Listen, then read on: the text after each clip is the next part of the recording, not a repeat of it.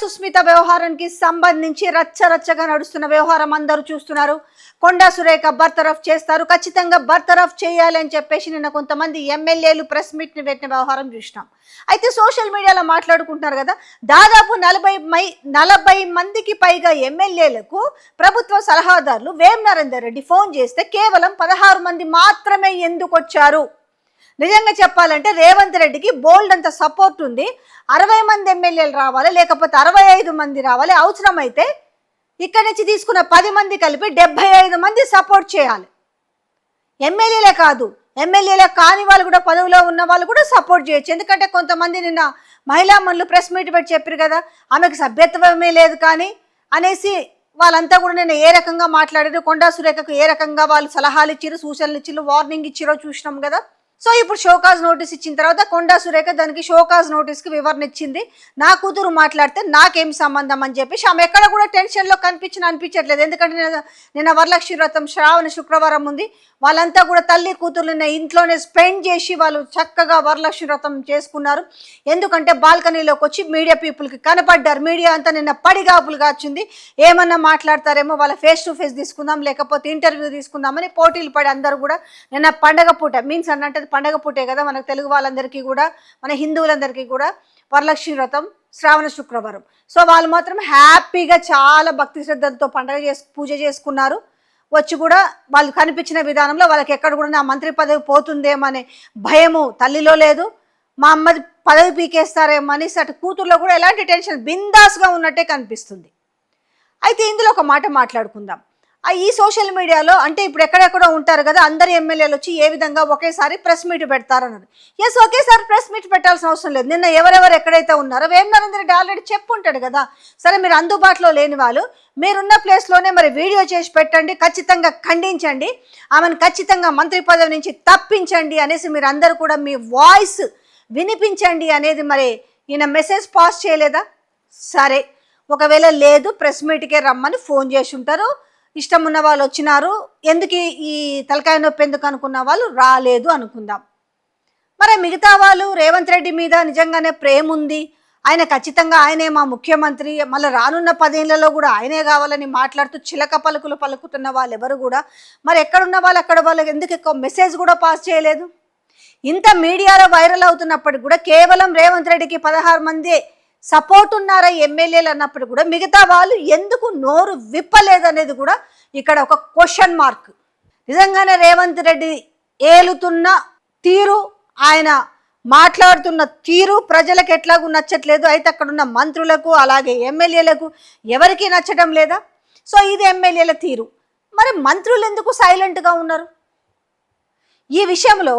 మరి సహచర మంత్రి కూతురు ఈ విధంగా మాట్లాడినప్పుడు ఇలా మాట్లాడకూడదు, దీన్ని ఖండించాల్సిన విషయమే అనేది ఎందుకు వాళ్ళు నోరు మెదపడం లేదు? అంటే ఏం జరుగుతుంది? నిజంగానే ఆగస్టులో ఏదో భారీ మార్పు ఉండబోతుందనడానికి ఇవన్నీ కూడా సంకేతాలు అనుకోవచ్చా? ఇప్పుడు ఉన్నట్టుండిగా తెలంగాణ సీఎం రేవంత్ రెడ్డి విదేశీ పర్యటన రద్దవటము, సరే దానికి వివిధ కారణాలు ఉండొచ్చు కానీ అనుకోవడానికైతే ఇక్కడ ఈ ఆగస్టు ఫీవర్ అయితే కనిపిస్తుంది కదా. ఇప్పుడు కనుక నేను ఖచ్చితంగా ఓ 10-15 రోజులు కనుక నేను ఇండియాలో లేకపోతే, నేను హైదరాబాద్లో లేకపోతే ఏదో ఖచ్చితంగా ఉపద్రవం వచ్చి పడుతుంది అని చెప్పేసి వెనక్కి తీసుకున్నట్ట ఇక్కడ బీజేపీ నిజంగానే. ఎందుకంటే ఇప్పుడు బీజేపీ వాళ్ళ మీద నెట్టేస్తున్నారు కాబట్టి వాళ్ళు రేవంత్ రెడ్డి నెత్తి మీద పాలు పోసిరా.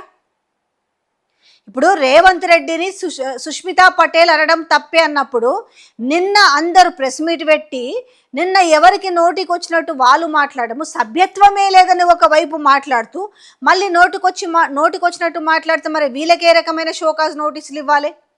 మరి ఇవన్నీ హైకమాండ్కు చేరవేయలేదా?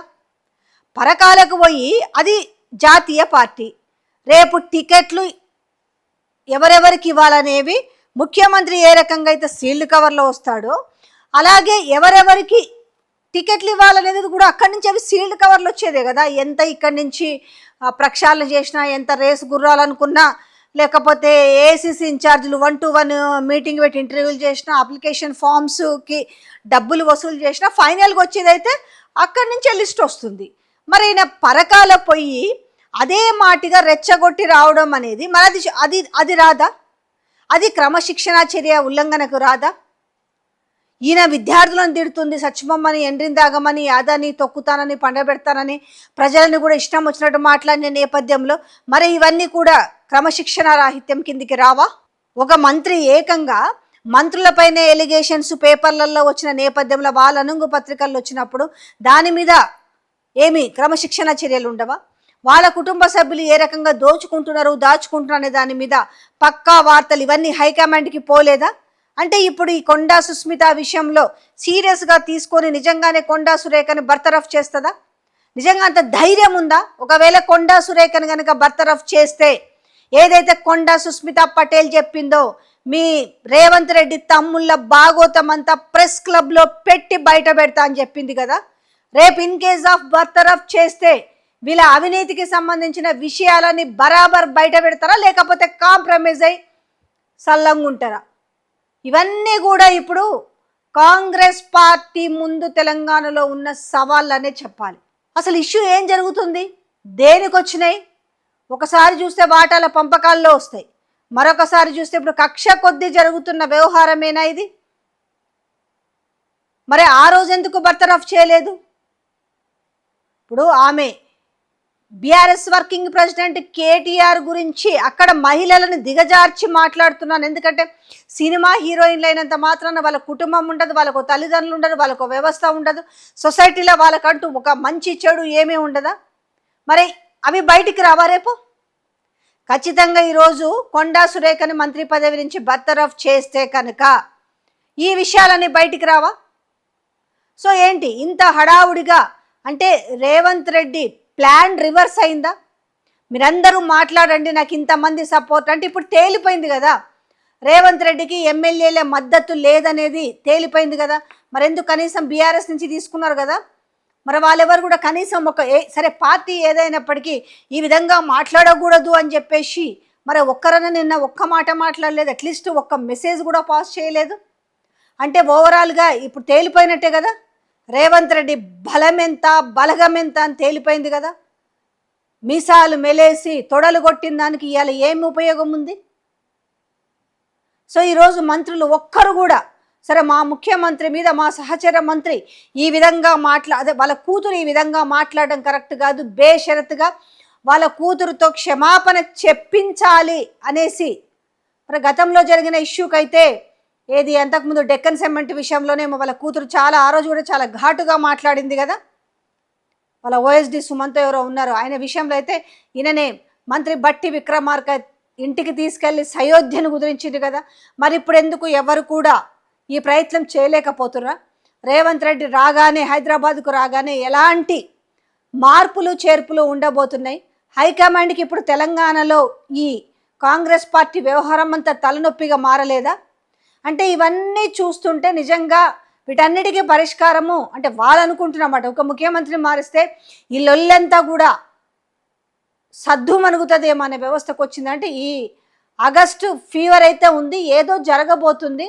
అంటే ఎవరికి వాళ్ళు నేను ఇంతకుముందు గతంలో వీడియోలోనే చెప్పిన వాళ్ళ యొక్క భాగోతాలు వాళ్ళే బయట పెట్టుకుంటారు, బయటోడు ఎవ్వరు చెప్పాల్సింది అవసరం లేదు. దోచుకోవడము దాచుకోవడము స్కీములు పంపకాలు వాటాలు ఏ ఉన్నా కూడా తేడాలు వచ్చినా దీన్ని పెద్దగా స్పై చేసి పెద్దగా ఇన్ఫర్మేషన్ తీసుకొని చెప్పాల్సినంత అవసరమే లేదు కదా.